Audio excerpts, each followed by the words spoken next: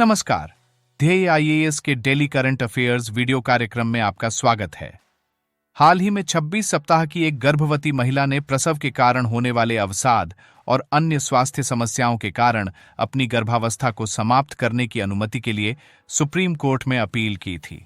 आपको बता दें कि एमटीपी संशोधन अधिनियम 2021 के अनुसार सामान्य गर्भावस्था की स्थिति में अधिकतम 24 सप्ताह के पहले ही गर्भपात कराया जा सकता है, इसके बाद नहीं।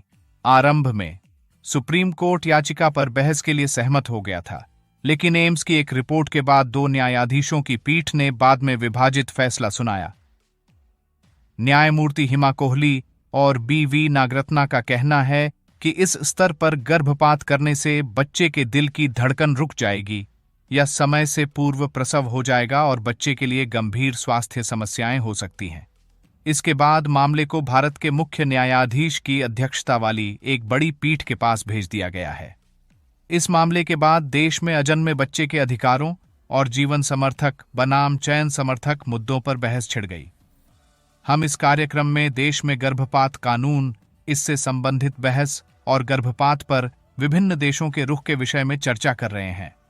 तो आइए आरंभ करते हैं। 1960 के दशक से पहले भारत में गर्भपात को अवैध माना जाता था और आईपीसी की धारा 312 के तहत 3 साल तक की सजा होती थी। 1971 में शांतिलाल शाह समिति की सिफारिशों के आधार पर medical termination of pregnancy (MTP) अधिनियम पारित किया गया था। हालांकि भारतीय दंड संहिता की धारा 312 अभी भी गर्भपात को अपराध मानती है। 2021 में 1971 के एमटीपी अधिनियम में संशोधन किया गया। आइए अब ये देखते हैं कि एमटीपी संशोधन अधिनियम 2021 के प्रमुख प्रावधान क्या हैं। इस कानून के मुताबिक गर्भावस्था के 20 सप्ताह तक गर्भपात के लिए केवल एक पंजीकृत मेडिकल प्रैक्टिशनर की राय की आवश्यकता होती है, जबकि 20 से 24 सप्ताह के बीच के गर्भधारण की समाप्ति के लिए 2 पंजीकृत डॉक्टरों की राय की आवश्यकता होती है।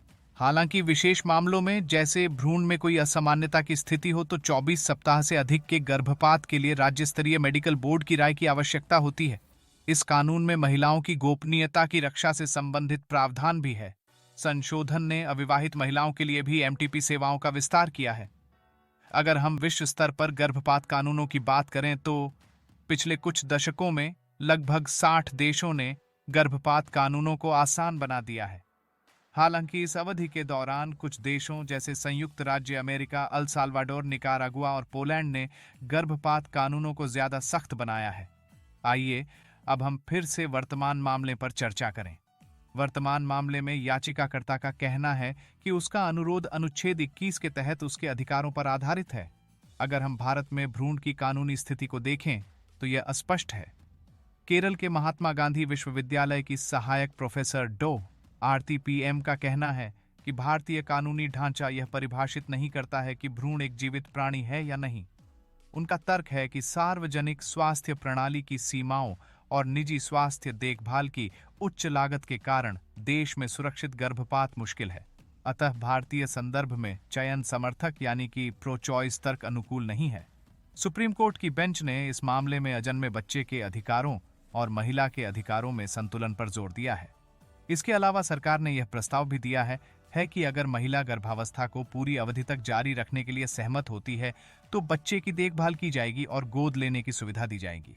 एमटीपी संशोधन अधिनियम ने महिलाओं के अधिकारों का विस्तार किया है, लेकिन यह मामला अजन्मे बच्चे के अधिकार और एक महिला के अधिकारों के बीच संतुलन बनाने में चुनौतियों को दर्शाता है। गर्भपात पर भारत के कानूनी ढांचे को काफी हद तक प्रगतिशील माना जाता है, विशेष रूप से संयुक्त राज्य अमेरिका जैसे देशों की तुलना में जहां गर्भपात प्रतिबंधित है। इसके बावजूद सार्वजनिक नीति निर्माण में पुनर्विचार की आवश्यकता है, जिससे भ्रूण और महिला के अधिकारों के बीच संतुलन बनाया जा सके। इस कार्यक्रम में बस इतना ही। धन्यवाद।